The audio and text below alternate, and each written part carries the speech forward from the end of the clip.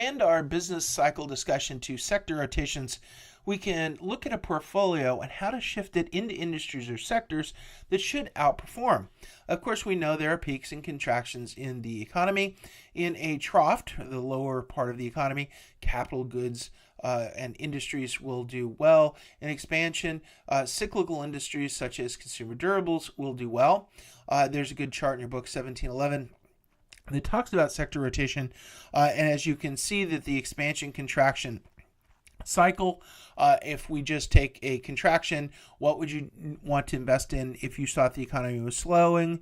We would look into healthcare, consumer staples, utility, and financials, because typically those are things that will do well no matter how the economy is doing.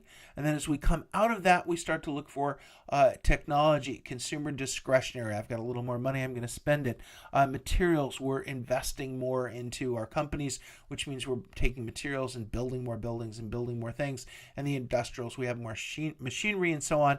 And then as we go towards the contraction, we're starting to think of energy and things that are going to withstand the contraction: energy, healthcare, consumer staples, and we go round and round in circles.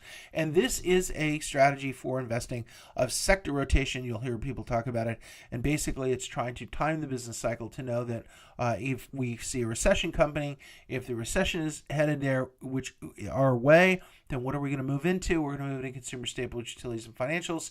And if we're going to expand, we're going to go into technology, consumer discretionary, materials, and industrials. So these are indicators that traders or investors are investing their money based on the business cycle and what they think, that where they think that we are in the business cycle, and the likelihood that we will either have a further expansion or a future contraction.